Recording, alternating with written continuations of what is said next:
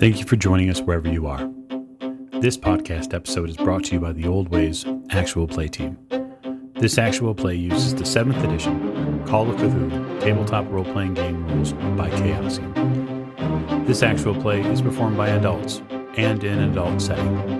While we try very hard to stick to language for all ages, listeners should know that this podcast may include mature themes. All content, including names, places, events, companies, and etc., that may bear resemblance to entities living or dead, is strictly coincidental. My name is Michael Diamond, and for tonight's game, I will be your keeper. Thank you for joining us again on another episode of the Old Ways podcast. I'm your keeper, Keeper Michael, and we return to Horror on the Orient Express, where we, in the Venice chapter, are going to explore a seemingly abandoned building. More on that in a moment. We'd like to thank our listeners and our Patreon supporters for all they do to support the show. If you'd like to join that group of supporters, you can go to patreon.com/theoldwayspodcast, where you can help save or damn all of these people. And in that regard, we will let them do their work tonight. And so with introductions, we begin to my right.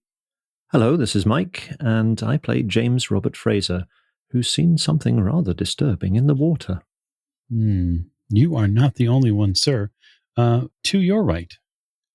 Hi, I'm Rena. I play Lady Elisabeth Fitzroy, and I don't know what everyone's going on about. It just looked like water to me.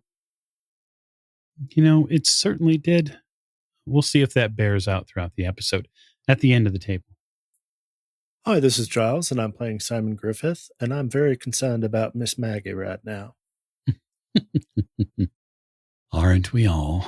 Well, all of us except for Maggie. Speaking of, to your right. Hi, I'm Miranda, and I'm playing your Lord and Savior, Maggie Bellinger. Fantastic. I cannot wait for your return. And last but most certainly not least. I'm Martin, and I'm playing Richard Courtney. And all Richard can see is that twinkle in Maggie's eyes. Indeed you can, Professor. And perhaps a slight change anyway, in her perspective. We raise the curtain tonight in a cold and hollow place. The Palace Vizignani is dark, cold, and echoey. Your footsteps as you enter this long hallway seem to play back at you off the interior walls and on the floor. Clearly decrepit on the outside, it is fundamentally peeling on the inside as well. There is a long stretch of hallway in front of you. And this hall seems to move probably about 10 to 12 meters in front of you until it spills out towards the right-hand side. And so I guess I would ask, since she was first to enter, Miss Bellinger, where are you headed to? Maggie will head straight forward, walking with a purpose. She believes that wherever she walks will probably lead her directly towards the leg, as it is meant to be. Understood. So she'll head down into wherever it opens up to and kind of take a look around. Yeah, so just moving forward at a reasonable pace, a measured pace, because you're here to claim something which should be yours by right. The hallway opens up to your right, and it opens into a very grand and wide courtyard. It seems to be a hollowed out portion of the structure itself, not by any destructive means, but by architectural design. This courtyard is massive. It is likely, I would say, maybe 30 meters wide, and then say maybe 50 or so meters deep. It's very big. It takes up a large chunk of the interior of this building. And all along this courtyard, there are colonnades, there are pillars that support the rest of the building. And you get a beautiful view of something which was once very grand. it is no longer grand by any means. Something has befallen this poor, sad building. And whether it is the hands of time, or whether it is something, again, more malevolent, is yet to be determined. Do we see where the clock tower is? Deeper into the building, Mr. Fraser, there does seem to be some sort of small entranceway, some sort of small doorway, maybe, that would lead in the clock tower's direction. Just for your own understanding geographically, you would know that the clock tower is in the, we'll say, as you stare at the building from the entrance point, the lower left. So you're right next to it. But getting in is a different matter. So directly to your left is that large clock tower, portion of the building that you would know is there, but it's blocked off obviously by brick and by the rest of the architecture. It's there. It's just a matter of finding how you get into it. In that same hallway area, this entranceway, at the far end of it, there's a long set of staircases, wide staircase, like some sort of grand staircase, likely which leads up to the further upper floors of the building. And so you have the ability there to explore that as well. What's everyone else doing? Rather predictably, Richard is just following Maggie at the moment. Simon's going to be third, more or less in the middle of the party, as I'm assuming Jim is going to be hanging back with Lady E to cover her. So I'll be right behind Maggie and the professor to be able to cover them, and my pistol is out. Yeah, Fraser's going to take his pistol out as well, just to have it in hand, just in case, keeping his eyes peeled as they go. Shall we stay with the main party, Mr. Fraser, or shall we split up? I think perhaps it might be wise to stick together. As you're moving through this initial space, you can see servants' quarters, kitchens, laundries, pantries. They're all empty. There are no corridors in that space, right? It's room to room being purpose-built. They lead into this grand hall, which is where you're standing now, and then there's the courtyard there to your right. And you can see that the paint is peeling on the ceiling here. There are gilded doors that at one point were likely some of the best in all of Venice that are now standing in ruin. Interestingly enough, Mr. Fraser, you would notice that the carpets have all been pulled up. So all your footsteps within the structure here echo. There's no padding in any of these rooms either. Yeah, carpets would, if they were still here, probably be rotting. And I dare say that the place has been stripped of anything of any value at all long since. You would also see in some of these side rooms too, white cloths, Moleskin cloths cover the furniture. And you see several statuary pieces stand in niches along the palazzo's walls. Simon, it brings you back in an abrupt way to the days being in the mines in Appalachia during the colder months. Because you start seeing your breath in the air here. It seems even colder here inside than it would be outside, which is a little bit troubling. Does that make sense? No, sir. So this doesn't seem natural. The structure seems natural. The environments are a little off. Everyone, it's colder than normal. This might be associated with spirits of some sort. I know you don't like that, Jim. What do you mean, ghosts? Or maybe the memories of ghosts, like of former people. But does this feel normal, this temperature for you?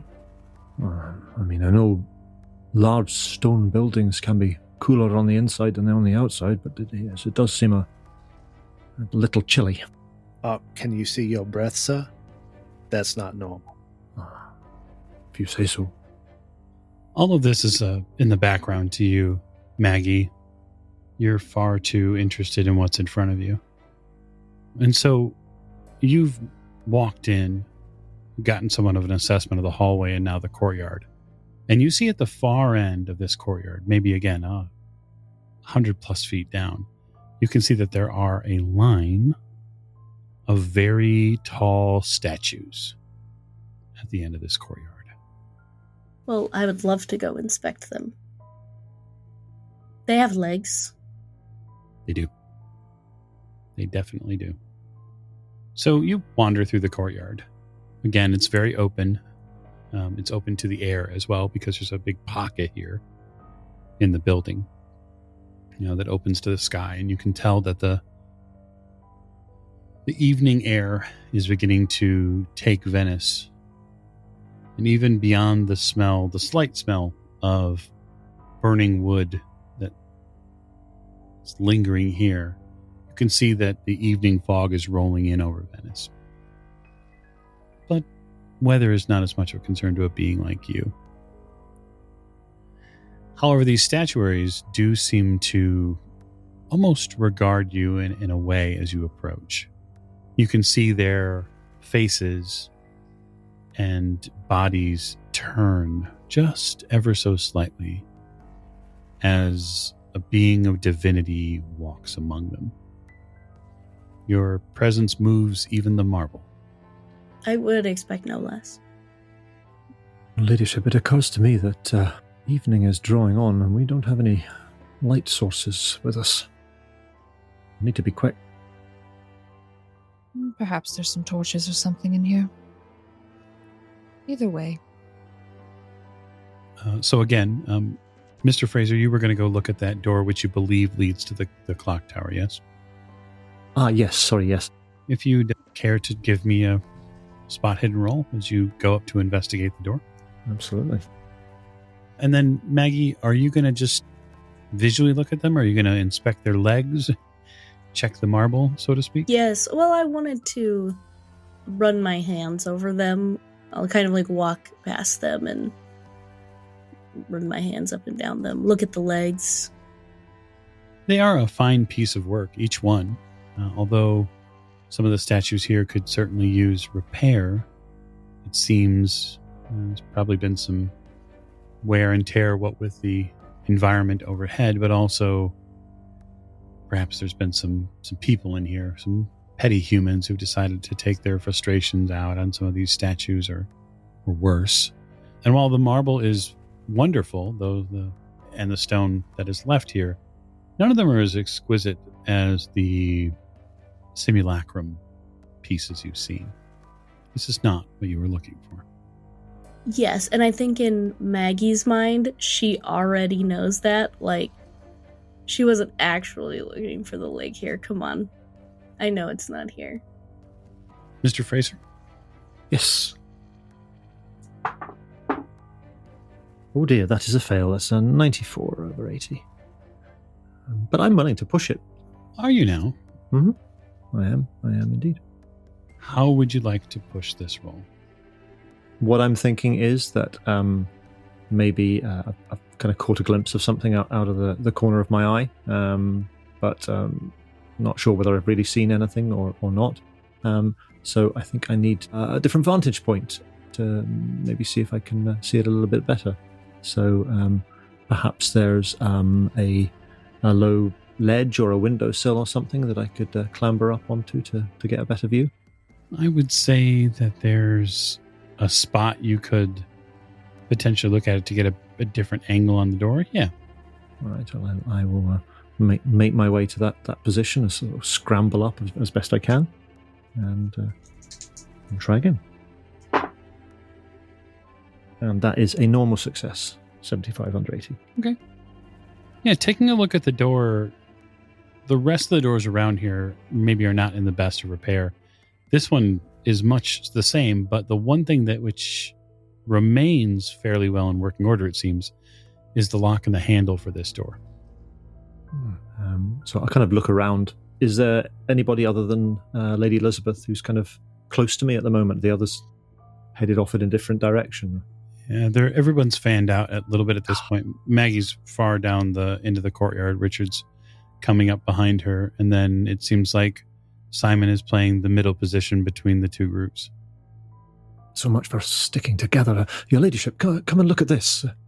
The lock of this tower, and the door to it. It looks new, well oiled. I think this has been used recently. Simon, call the others, would you? I think I found something. I make my way over to the door. Professor, Yes? We're gonna be needing, I think, your criminal skills over here. My what? Your malfeasance. Good God, man, I don't think I can even spell that. You can open a lock, can't you? Oh, I see.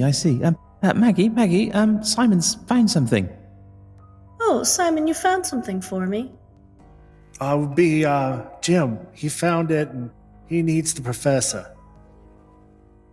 Oh, well, you have my blessing. Thank you, Professor. Richard's looking torn. Okay. And he wanders off to the lock. Don't worry, Richard, I'll accompany you. Well, that's good. Perhaps we can use the device to find the leg. That sounds like a fantastic idea. When we're done with this door. The three of you walk over. There you are. I think I found something here. The lock on the door to this tower seems to be a lot cleaner and in better condition than most of the rest of this place. I've a strong suspicion that it's been used recently. Do you think, Professor, that your skill that you exhibited on the door of the building can be employed to the same effect here? Well, I mean, every lock is like a mathematical puzzle, and yes, as long as you can sort of feel your way around them, that you should be able to work out how they go together. And yes, I don't need an explanation, but can you just if you could do it, then could you do it, please? We don't have an awful lot of time.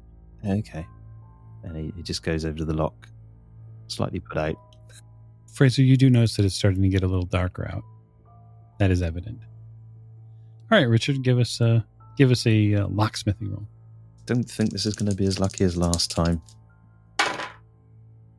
64. That'll be quite a fail. All right. You begin to fiddle with the lock. As weak as the door might seem, it does feel to you anyway that there's got to be a way through the locking mechanism. Maybe it's Italian built, whatever it is. And so you start thinking about how Italians would build a lock. What have you seen mechanically from Italians? You start thinking about the Alfa Romeo factory, and your brain kind of goes into 100 different directions about how cogs and gears go together, and you drift a little bit, which is pretty common for you. You've had quite a few wonderful thinking moments just drifting. And then you get an idea. Yes. Now, what's your idea? Would you like to accept the simple failure, or would you like to push the roll? Well, there we go. So Richard thinks to himself, maybe it's some sort of orientation issue. I mean, after all, Italians drive on the other side of the road. So maybe their kind of thinking in the way that the locks work is somehow kind of reversed. So maybe Richard's going about this all wrong, and rather than the levers sort of pushing up to unlock the thing, maybe they push down. So yeah, he's going to kind of try what he's been trying, but from a different angle, in reverse almost. Maggie will also come up and put her hand on Richard's shoulder to give her blessing for this action. It's a wonderful idea. Is there a Hand of Maggie bonus? There is not. No. Never mind. I had to ask. It's in the wrong place for that. It's better, but not... no good. So 54 rather than 64. Now, so you know, I know that this isn't my failure. This is Richard has failed me as his god. So you continue to work inside the lock for another minute or two. And unfortunately for you, Professor, the tension that you put on the pick is a little too much. And you and your compatriots are greeted by the echo of just the briefest of metal snapping. And you see Richard's shoulders slump, and a small bit of air comes out of his lungs. You can tell he's suitably frustrated with his performance. I take it from that you aren't successful. No, I fear the pick I was using. It's made of Sheffield steel. This lock is made of inferior materials. It seems to have snapped, I'm afraid. Simon, perhaps you have faith enough to open the door for me? Clearly, Richard's brains have failed him. Perhaps your brawn. I think a large, heavy lump of faith might do the job, eh? Simon's going to look at the door and how strong are... I mean, the lock is new, but how strong is the hasp, the door itself, the hinges? Oh, I mean, the hinges were probably old, this century at some point.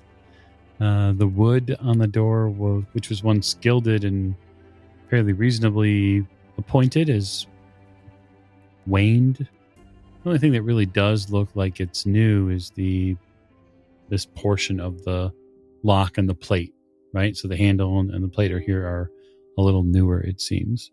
But that's only a relative term. Well, Simon, remember what Archimedes said. Give me a place to stand and a lever long enough, I'll move the world. Perhaps a lever long enough will allow you to move this door. I'm just going to try and break it down with my shoulder. Yeah, it's a strength roll. That's a 14. I believe that's an extreme success. What's your strength? Strength is 80. Absolutely, that's an extreme. So you put your shoulder into this door, and after a brief moment, it snaps in half, and you collapse forward through the door as it crumples, and you crumple into darkness. See, Simon, I told you it was in you all along. That is true faith. Taking mental notes on the nascent cult I'm watching emerge. You hear a ticking for just a moment, a mechanical movement, and then a great gong sound from overhead.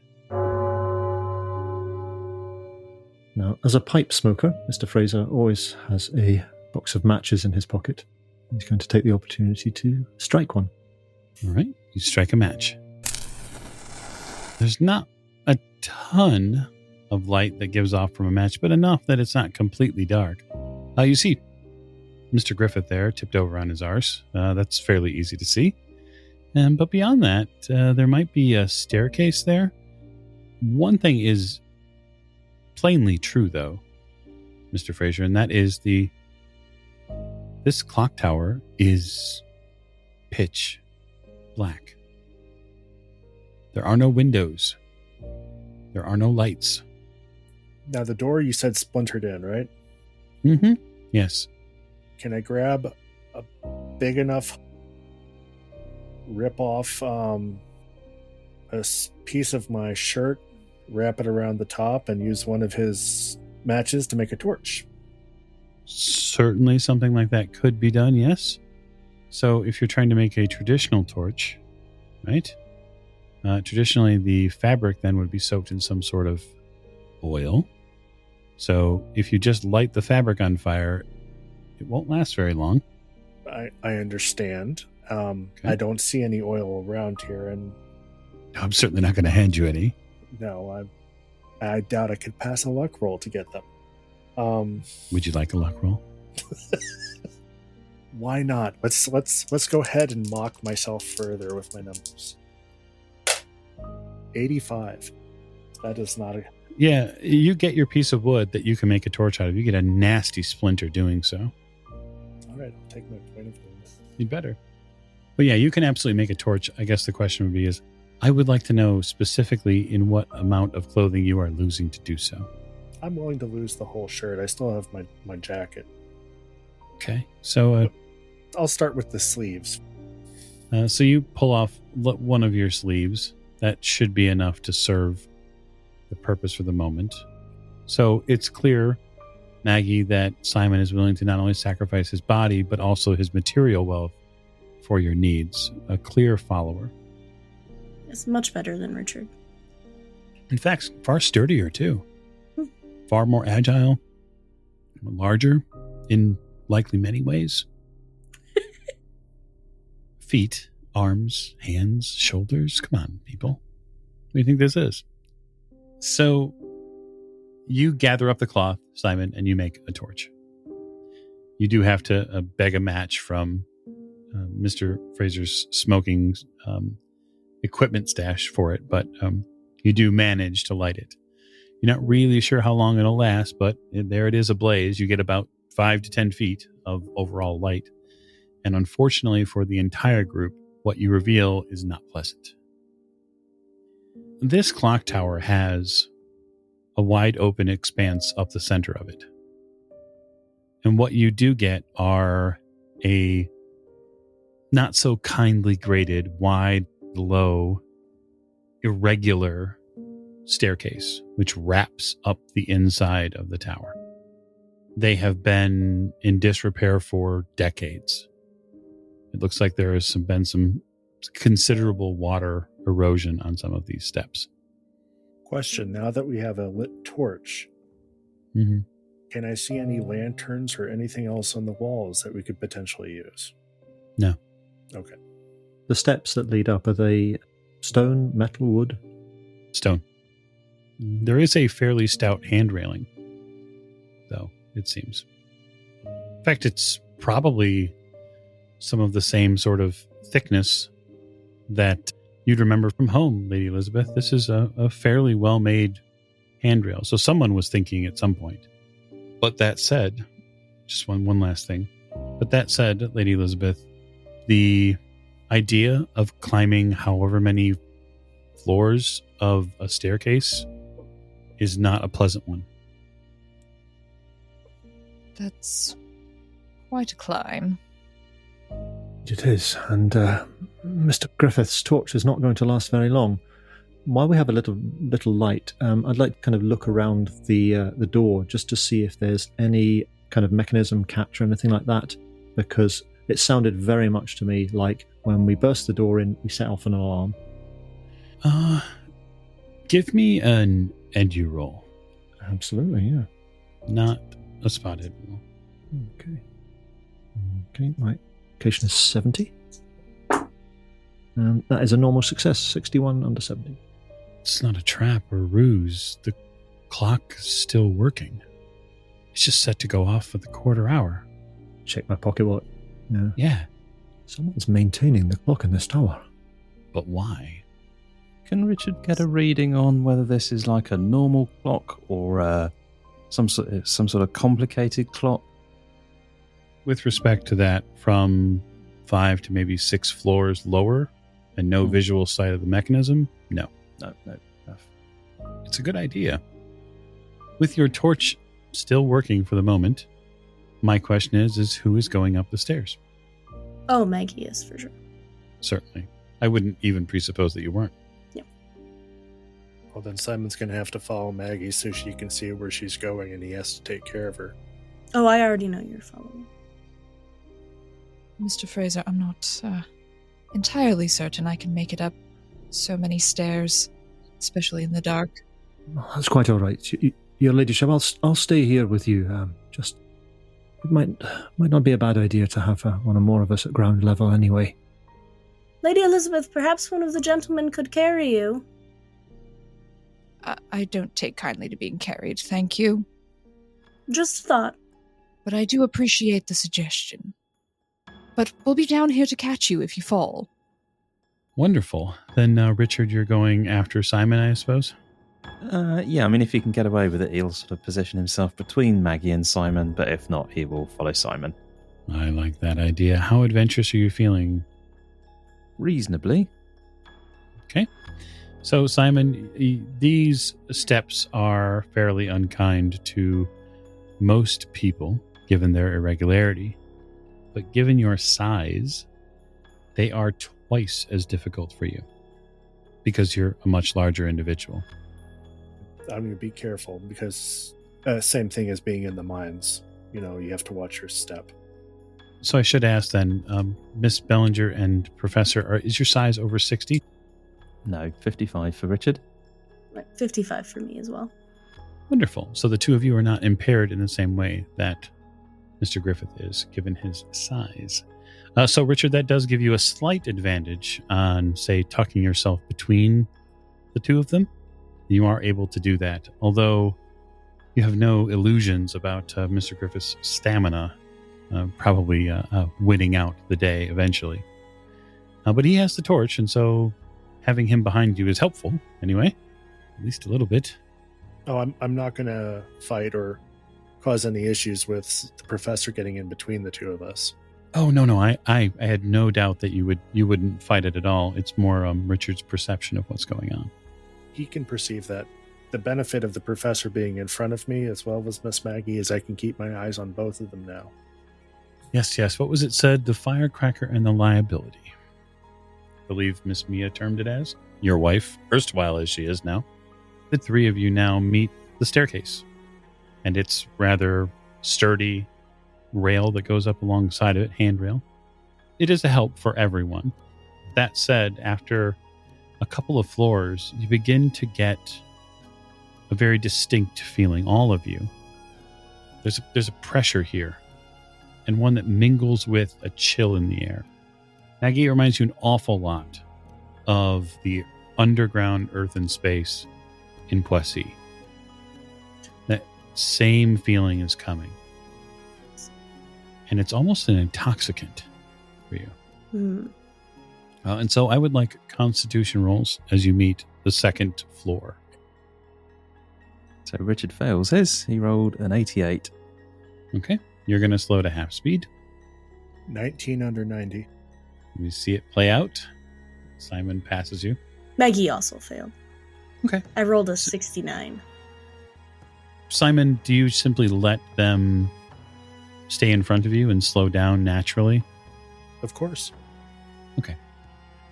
Lady Elisabeth and Mr. Fraser, the light in the available space here dims.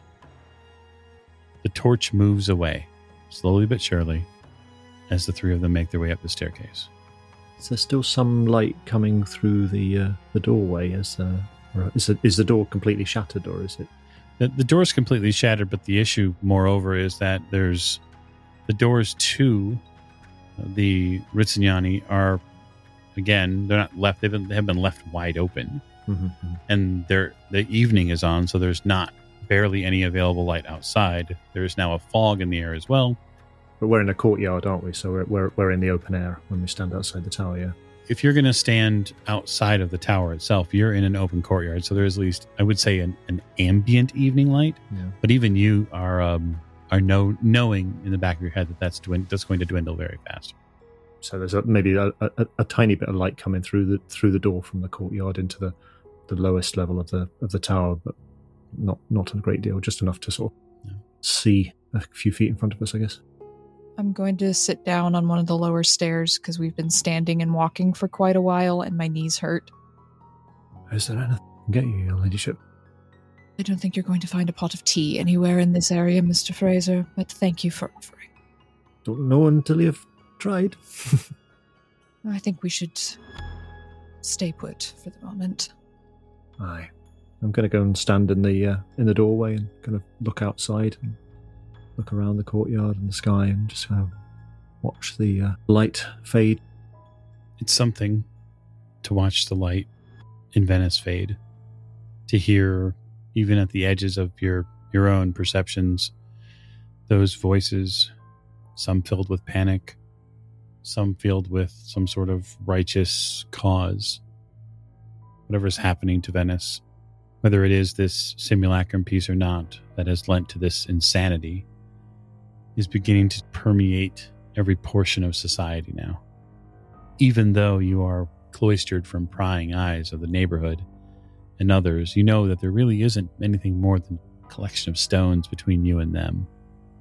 And that is going to prey on your mind just a little bit. So, Maggie, after about 30 or so steps, give or take, and this clock tower as you go up, you begin to feel a muscle pain in your left leg. A very racking and difficult muscle pain to get through. It's like a force from the ether is pounding into your thigh. It grabs hold right above the knee at first, and then it settles into that meaty front portion of your thigh. And for you and your compatriots, it is going to incur further penalties as you move higher. But you in particular, Maggie, do not treat this as an issue, a malady. Oh, no. This is confirmation. Yes. I'm going to have all of you roll Constitution now at hard difficulty to continue up. It was an 86. 26 under 60 for Richard. 14 under 90. 14 under 90, that's a clear pass. And for you, Miss Bellinger, the Hand of Fate is going to make that a success. Yes. You feel a resurgence inside of your body just as it was about to let you down, this human host that your spirit resides in. You demand better of it, and it responds. Damn flesh body. About 3/4 of the way up, you hear another sound from above. You hear what sounds like machinery moving. And you start hearing sounds of the clock move. I think perhaps we should cover our ears. It might be about time to go off. Do you all cover your ears? I doubt that will be a problem for me. Richard will cover his ears. Simon will definitely take a little bit of his sleeve and shove it in his ears. I will the sound out of. I passed the professor a couple of the pieces of cloth too. Okay. Thank you. And I offer some to Miss Maggie. I'm assuming, though, she's going to wave me away Yeah. in her magnanimity. No, thank you, Simon. The bottom of the hour bongs into existence. It's a resonant sound. It fills the lower portion of the clock area and then resonates down the entire shaft of the clock. It's fairly strong. It isn't enough to make you go deaf by any means, Maggie, but you'll mind it for the future. A lesson learned, if anything. Once again, my flesh bag fails me. So, Simon, I'm going to have you roll luck for me. And a successful luck roll will mean that the torch continues. Damn it. 25 over 22. I almost made it. About 3/4 of the way up, as this gong goes off, you lose that bit of torchlight. It gets too fragile, and the bits of it cascade down. And that is something that you pick up on just after a few moments. You see little embers fall just ever so gracefully, like feathers from heaven lit aflame. Mr. Fraser, Aye. your attention, please. Point him in that direction. Aye, well, they've been away, 15 minutes or more. How tall is this? It is quite a good number of stairs. Wonder if I remembered or thought to give him any more matches. Too bad neither of them smoke. I think you've seen Maggie smoke. She only does it socially. She does it to impress the Parisians Mm-hmm. and to hang out with her aunt when she's smoking hookahs, as her aunt is wont to do. Richard does actually smoke a pipe from time to time, but he's not a regular smoker. It's probably all back in the hotel. When we were looking at the tower from the outside, at the top of it, what did we see? Did we just see a clock face on each of the four sides? Yeah, so there's a clock face, and from what you remember anyway, there's some sort of plate for maybe movement of figurines. I mean, you'd have to probably go out and look to see what was happening, but... Yeah. Thinking, maybe on the hour or, at midday or something like that. Or figurines possibly come out and one's got a hammer and one's got a bell or something like that. Clocks have been fashioned with figurines like that for a while now, and it would not escape you. And it's just rung the half hour, so if there was movement up there, if you went outside, you might be able to see it. But there weren't any openings to let light in or anything like that at the top? No. Not that there's a lot of light to let in anyway. What kind of a moon do we have tonight, and what's the sky like? That's a great question. So the sky is fairly fogged over. Again, given the recent weather environs, you've been experiencing quite a bit of fog. It is in the first quarter position. It is not yet onto the full moon. Okay. Mr. Fraser, you would know that come the 10th of March, that'll be the full moon roughly. Okay. It's a waxing moon. Given the fog, actually, come to think of it, you might have a slightly better visual overall, because with the moon behind the fog, you get a nice diffused glow over the area. But that said, it wouldn't help you inside the tower as there's no windows. It would help you outside of the tower. You'd be able to see probably a little bit better what was up there. Yeah, I think I might take a step or two outside of the tower. I don't want Lady Elisabeth to go completely out of my field of vision. Certainly not. Certainly keep the door open, but they've been away an awfully long time, and I don't recall hearing anything, a bell or anything like that when we were approaching the place, and it must have taken us a while to get there. So it does strike me as a little odd that it's only started since we opened the door. Who knows what attention it might be attracting as well. That's fair. So you head outside. If Lady Elisabeth was going to, say, step just like slightly out of that doorway and back a little, and even not, you would still be able to keep an eye on her if you went outside through those double doors, because those double doors aren't the main entrance to the Rizziniani anyway. They're side doors. Sure. You would be about 12 to maybe 15 meters from her. I'm just going to pop my head out of the side door here, Your Ladyship, just to make sure that we haven't attracted any undue attention. Not a bad idea, Mr. Fraser. Just don't go too far. No. I'm just going to peek. I won't be a moment. And I shall do that. Okay. You head outside. You get into the air and take a look around?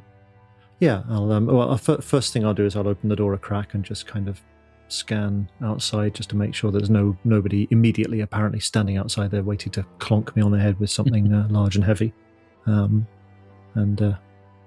once I've satisfied myself that I'm not being observed, I'll go a little bit further outside and see what I can see. Okay. Yeah, you take it slow at first. Use every sense you can. Ears, even really sense of smell as necessary. Eyes. You don't pick up anybody lying in wait outside the immediate doors. So you take that simple first couple of steps out into the alleyway and get a look left and right, just to be sure before you start poking around. You're a careful fellow. You always have been. It's what got you through the war for sure. So why don't you give me a spot hidden roll? I shall. And we'll say it's a hard difficulty. Okay.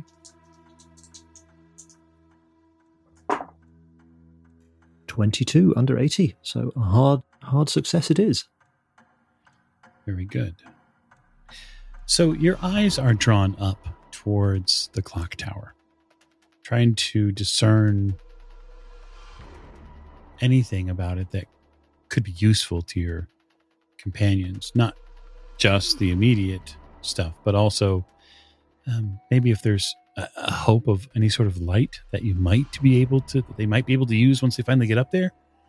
And what you see terrifies you. You see a figure, a lone figure, in that beautiful Renaissance coat, with his bare hands climbing the wall up the clock tower. He does seem to be under a slight struggle, as if he's actually having to press his fingers into the stonework to claw his way up.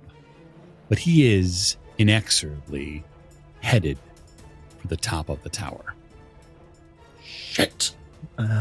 He will run back in, assuming I don't have to make a sanity roll or anything for seeing this figure. No. You've seen this gentleman before. So no, I wouldn't say that there's any sanity roll necessary. You're not seeing him in any sort of state. No, there's no long clawed fingers or anything like that. He's just a French Renaissance gentleman who's climbing up the side of a building. Absolutely, yeah, doing a little bit of wall climbing. I will run back in. Your Ladyship, it's him. It's the Count Fenric, whatever his name is. He's climbing up the side of the clock tower. I have to warn the others. A ghost shouldn't have to climb, but I don't know what he is. I saw him on the roof, and now he's here. And I'm going to call up the stairs. Simon! Simon, can you hear me? Simon! I hear you, Jim. I've lost my light. There's someone coming. You need to get down right now. If you don't have a light, you need to get down. Miss Maggie and Professor, I do suggest that we come back in the morning. We need light. There is not time for that, Simon. Miss You're Maggie, being don't foolish. Don't make Everything is fine. Professor, are you going to head down the stairs? Well, I don't think we can we? I mean, there's no light. Have faith. Professor, don't you know how to go downstairs like a child? We can walk upstairs without light. Drop on your butt and slide down the stairs till you get to the bottom. You won't fall that way. Hasn't this man lost enough trousers? Your trousers are your life, Professor. If you are too scared, go back, and I will meet you back at the hotel. Miss Maggie, don't make me take you downstairs. Don't make me take you down, Mr. Griffith. Then take me downstairs. Let's get down there somehow. One way or another, we all need to get to the bottom and get some light. Apparently I there's... don't need light. I can practically see fine up here. All right, how many fingers am I holding up? How many fingers are you holding? I would How like many to Yeah. try to see, yeah. Yeah, so go ahead, roll. I get a bonus die, right? You do. 10. How many fingers are you holding up, Simon? 3. 3! You're holding up 3 fingers, Simon. Professor, Miss Maggie, I'm going... stop arguing and get moving, whatever it is you're doing. I For agree. fuck's sake. I grab the professor, or Simon does, and just grabs his shoulder and says, "Go down now." Okay. I'm not going to use... I don't want to use like the intimidate because this is player versus player. I'm trying to convey to you, Richard, get your butt downstairs. No, Richard is on the fence at the minute. He's actually waiting for the Simon versus Maggie thing to play out. Oh, no, you will not be convincing Maggie, and Maggie will probably just start walking towards whatever she feels is tugging on her leg strings. Assuming if you're too scared, you'll go down. Professor, go down. I can watch Miss Maggie up here. Maybe you can get down and come back with a light. Well, maybe. I don't think we should leave her here, though. She seems somewhat... I'll stay here. You go down. Let's not have all 3 of us die up here. It's only a clock. So, Maggie, you're continuing forward? Yeah. Very good. I'm gonna... Simon is just washing his hands at this point. He's just gonna park himself on the stairs and just look at the professor and say, "You go down now. I am staying here." He'll go, "Okay, then." And Richard will grab the handrail and very nervously and very slowly go back downstairs. What is keeping them, your ladyship? Donna? So, Richard, you turn and you grab the handrail. Make me a dexterity roll. I'm going to get a light. I think a light would be useful. 89. Push the roll. No. Professor, when you reach for the handrail, you get a bad piece of footing on these uneven stairs, and you fall forward. Uno is correct. So, Simon, you see him, just the shade of him, really, because it's so dark here now. You see him turn and begin moving down the stairs, at least abruptly. And then you see what he's actually doing is pitching forward and beginning to fall down the stairs. Can I grab him with my one free hand? The one that used to hold the torch. Absolutely. So it is a opposed roll, strength against size. So basically what's going to happen is we're going to determine if the professor's weight is too much for you to hang on to when he falls.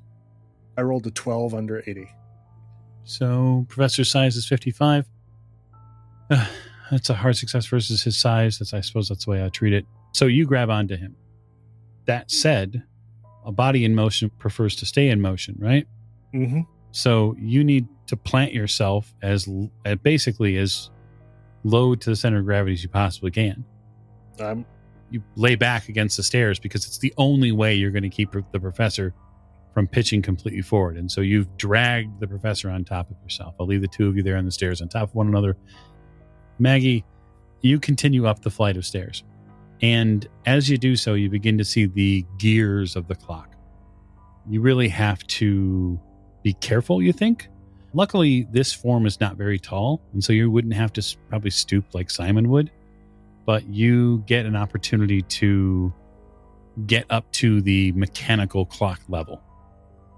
Unfortunately, even with your exceptional vision, there's an awful lot of shadow here. You do see through the outer clock face now a little bit of a white glow. You think maybe it's from the moon. And so you get an additional bit of light given your, we'll say, current state. For you, Lady Elisabeth, and you, Mr. Fraser, there is a kerfuffle that goes on the stairway. You hear somebody falls, maybe a little bit. You hear maybe an altercation, raised voices, and then suddenly there's a bunch of thumping noises up there. Going on up there. I don't think I want to know what the thumping noises are. I'm going to step outside again and just outside of the door of the tower, which hopefully I'll be able to see where this fella is, how high up, how far up the side of the clock tower he's got. He's climbing with some zest. He's going to be at the clock face any moment. Does he want? Your Ladyship, do you think he's after the piece as well? Entirely likely. If he is, we do wish they can't let him take it if he is, if it's up there. Mr. Fraser, do you feel the need to go assist? I don't like leaving you down here on your own. I will be fine. He's up there. Go. Very well. I'll go. But please call out if you see anything. Yes. Just go, Mr. Fraser. And I'm going to start running up the steps. Okay, so this should be fun. Running up these stairs is an entirely different notion. So I need to know a couple of things. One, Mr. Fraser's size. 70. Okay. So there is a penalty for anyone over size 60. Okay. And that is because the stairs are irregular and they're built basically for shorter people. Okay. As throughout history, generally speaking, so it is a hard con roll for you, Mr. Fraser, to get up these stairs. Okay. I have a con of 85. And that's a 07. Fantastic. You navigate the staircase, at least the first half of it, with relative ease. It's really when you get probably about 4 to 5 meters up, when you take that next set of mental breaths, when you're running up a staircase, you start to feel the weight on your body, specifically on that left leg. That is where you begin to get an excruciating amount of muscular torture. It feels like the whole thing is burning now. And you haven't even been running that long. What is this? What's going on? You are running into darkness, and there are objects on the staircase that will be in your way. This is insane. Why didn't we bring any light with us? I will give you a spot hidden roll at hard difficulty to see your companions who are kind of splayed on the staircase at some point. Would there be a chance that I would hear them if they're kind of making a noise moving around? Yeah, I think that's fair. If you'd like a listen roll instead, maybe at normal difficulty, just because we would likely make more noise. I'll take a listen at normal difficulty if that's an option for me. It is an option. That's a normal success for a listen. Yep. Oh, wow, they're right here. You got to slow down. What's going on? What's happening? Simon, are you there? Jim, Professor slipped, so I had to grab him so he didn't fall down the stairs. Yes. Miss Maggie, she's possessed by something, or her overconfidence is fantastic. But she's in grave danger.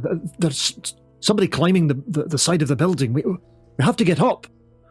I think he might be after the piece of the simulacrum. Professor, I'm going to ask you a dumb question. Do you have your device with you? I do, yes. If you put it on, would you be able to see with the aid of your device, so you would at least have a light source? Ah, yes, I'm sure. I'm slightly nervous, but just do it and guide us up the stairs. Okay. So, while this is going on, I'm going to try and negotiate my way past them and use the handrail to guide me up the stairs, kind of holding onto it to shimmy up. I'm sure they'll catch me up at some point, but I don't like the idea of leaving Maggie on her own up there with this thing, whatever it is coming.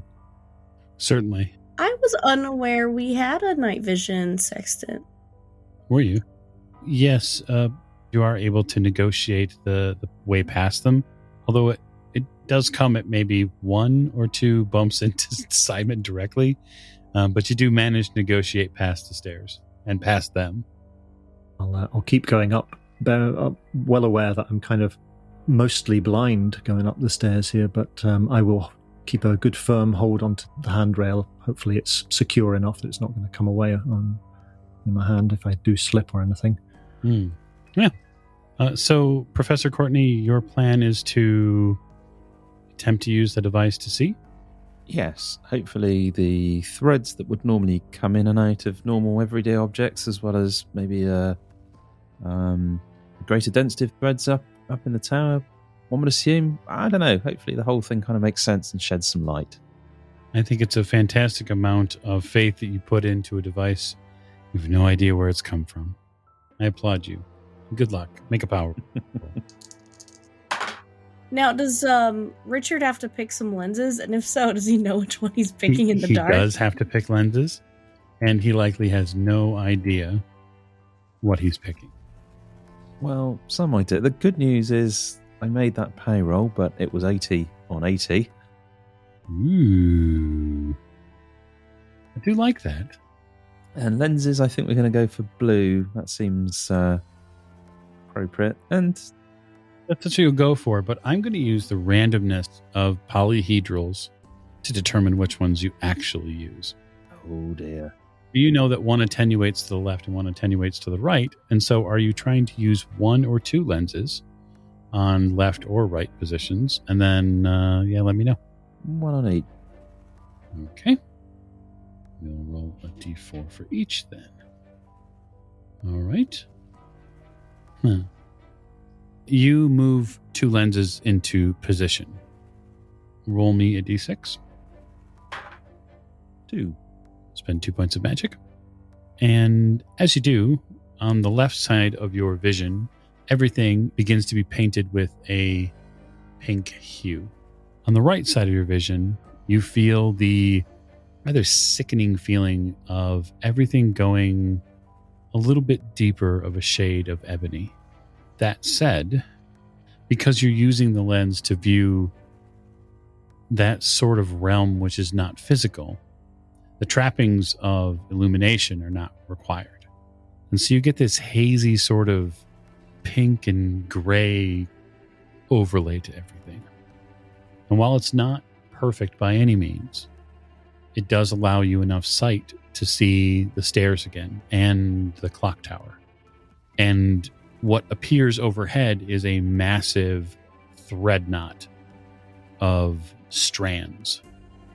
And in and along them, each one, you see are interwoven strange forms. These pale gray and white shades of humanoid forms. You have a distant memory of Paris in the hotel room there. And when you looked back and saw what had happened in the past, when you'd seen the constant churn of the guillotine, and you remember those same shades, you must be viewing through the pink lens again. And it's showing you the past, maybe? It's incredible. It captivates you for a moment. But then you remember that you have somewhere to be. And Simon is literally laying on the stone steps below you, trying to find his footing. So what we'll say is, you have the ability to see in the staircase now, although you are hindered. So any spot hidden based rolls, you'll be at an immediate disadvantage for. You do see James Fraser running, hand on the rail the entire time, pulling himself up as fast as he can to get to where you know Maggie has gone. Right, come on, Simon. I can sort of see of sorts. Put your hand on the rail and let's get moving. Yes. We've got to save Miss Maggie from herself. But put your hand on my back and yes, I'll lead the way. Okay. And with that, Richard will try again. And with that, Richard will ascend. You do so. You ascend. Maggie, the top of the clock tower is a mechanical wonder. Truly something that even a deity like yourself could appreciate. It seems that at least someone at some point around here had some understanding of machinery and how it works. Clearly they're not with you now, but someone here had that ability. And from what your eyes can pick up of this, the base of the clock tower here, that level where all these massive gears and automatons rest, you can feel it here in this room. That sense of cold, that almost rot smell from the dirt in Poissy. The same scent is here. Having had experience with it before, can I tune into or focus on those sensations like a simulacrum detector? Well, I very much like the idea of this. So, I would like you to give me a power roll. And I'm going to play an empowered hand of fate in favor of you. I'm going to roll on roll 20 because the roll dice have not been treating me the kindest. So you're at advantage for the roll. Wow, so 65 under 7. Okay. So you hone in and you feel these almost light tendrils of energy begin to wrap around your upper body and your neck. Sort of feel the energy well out from you. And all of a sudden, the room to you is viewable. It's colorful even. This is exactly how the room should look. The figurines here are properly painted, and each one has a purpose. There are all sorts of different automatons. There's an image of death here. There is a winged lion, a soldier armed with a sword, something that feels like an assassin with some strange club. You see a rustic woman and man. You see an angel. All automatons, all part of this play. And you know amongst them, the piece is here, and you have to find it. For your part, Mr. Fraser, you hustle, heave. Yeah. You've been in positions before when you've had to run up a hill. Oh, yes. And this is no different. And so, putting your companions behind you, you meet eventually the landing, which leads to the final staircase that goes up to the clock level. And what I will need from you in this moment is a dexterity roll. Absolutely. I'll call out fairly quietly as well. Miss Ballinger, where are you? Hear him. And that is a 38, which is a successful dexterity roll. You do hear him. You can choose whether or not you'd like to reply, obviously. Yes, Fraser, everything's fine. It's quite magnificent up here. You're in grave danger, Miss Ballinger. There's someone coming. Someone who I really would rather not meet. Oh, who is it? It's, well, Is it Lady Elisabeth's brother? no, I don't know for sure who it is, but I think it's that fellow from France, the Comte, the Fenulik. Oh, he's here. He's climbing up the side of the clock tower. He means me no harm. I've talked to him before. What? I'm sure I have. Where are you? I can hardly see a thing up here. I don't fear him. It's fine. Fraser, if you're scared, go back down. No, we need to make sure he doesn't get the limb if it's here, the leg. He doesn't want that. He wants us to get it. Why is he climbing up the side of the tower then? Perhaps he wants to see us. How do you know this anyway? I've seen him before. Where? When? Well, back in Milan. Why have you not told any of us? It didn't seem important at the time. What? I don't understand. Where are you? I think I heard whispers of him earlier. Here in Venice. He means us no harm. He certainly meant us harm when we were in France. He threw me against a wall. Well, what did you do to deserve it? What do you mean, what did I do to the... I don't understand you. Miss Ballinger, what's wrong with you? You're not yourself. Oh, I am more myself than I've ever been. You're scaring me, Miss Ballinger. Where are you? I can't find you.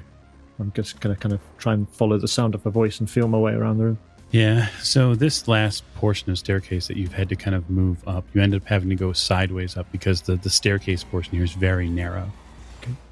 So it feels, when you feel around through this portion of the staircase, the handrail leads up to this almost tiny set of ladder stairs, right? So it's like a half ladder that's built into the side here where the stone ends, where before the clock tower floor starts. And so you've shimmied up there. Now you're on the floor and you can actually feel floor below your hands. So you know that you're not on stairs anymore. And now you get the big twilight, fog light, moon-backed face of the clock. And so any spot hidden rolls are at disadvantage, but you have what are effectively twilight portions of vision. So you can see the figures. You see her moving about. I'll do the old trick of closing my eyes for a moment and then reopening them so that my eyes can adjust to the lower light levels here, and then kind of make my way over to her. Have you seen the piece? Is it here, do you think? I'm working on that. Maggie would be moving towards the automatons, probably impressed with the craftsmanship, but to inspect them, because knowing from the letter that his figures, whoever was in the letter, were important to him, he took the leg was taken for the figures. It might be on one of these. So you two begin moving towards the figures, at least Maggie for sure, and then I assume after. Yes, yeah, I'm going to start. Fraser, you must not touch it before me. So deep below this, probably a few flights below, Richard, you are guiding Simon as best you can up these staircases. You've got a fair vision now, and Simon, to his credit, it does seem like Richard knows where he's going. You haven't really had a misstep, and this thick rail of wood that runs the right side of the staircase is supremely helpful, only because you know for a fact that on the left side of the staircase that's here, it's open air. And so if you fall, it is likely death. Oh, Simon's got a death grip on that rail. No doubt. But the two of you begin to make your way up. You see the stairs, Richard, they seem to shorten as they go up this final set of staircases. And so you'll have to, you know that Simon will have to duck down and probably even move sideways to even get through that space. I know, the stairs are getting shorter and it's a little more enclosed. I'm following. Go get us up there. We have to save Miss Maggie. I am. So for your part, Richard, what you are also seeing is that the thread works continue here, and the closer you get to the clock tower, the thicker they're getting. Oh, the leg's definitely up here. I'm sure of it. Lady Elisabeth, Yes. you hear footsteps. Well, I'm going to stand up. I'm not going to be caught sitting down. Of course. The footsteps walk in the Rizziniani front door. You hear them from the alleyway before they approach. There is no attempt to hide them. And you see something you've never seen before. Not truly. Not this close. He's taller than you expected. He's far more attractive than you expected. And he walks in with a very broad smile. And he walks in, interestingly enough, with a lantern. Elisabeth, how wonderful to see you. Alexander, I presume? He gives a very, almost like foppish bow. He just gives you some sort of bow, but it's feigned at best. I see no one taught you proper etiquette. Oh, I don't bow to my lessers. And nor should you. I don't bow to anyone, except the king. And seeing as he's not here... That's very true. He sets the lantern on a wall holder, opens up the hood so there's far more light than normal in the space down here. I heard there was a disturbance at the Rialto, and I figured it couldn't have possibly been your party. And sure enough, it was. Oh, yes, well, I heard some of my acquaintances ran into a very rude individual in a gelato parlor, and I thought, oh, certainly that can't be my beloved bastard of a half-brother, now can it be? And behold, was. You know, for my part, I was nothing but nice to them. You've already colored their opinion, which is fine. Did you know, dear brother, nice used to mean foolish or idiotic. So in that case, I quite agree. So are you, he looks around, unattended? No. He seems to kind of strain an ear to the left and the right. I don't hear anyone. Yes, well, perhaps you need your hearing checked.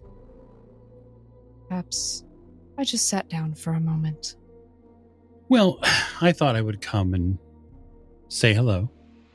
You've said it. Congratulations. You know, I understand why you're upset. And you have every right to be. Upset? Do I look upset? Do I sound upset? Oh, certainly.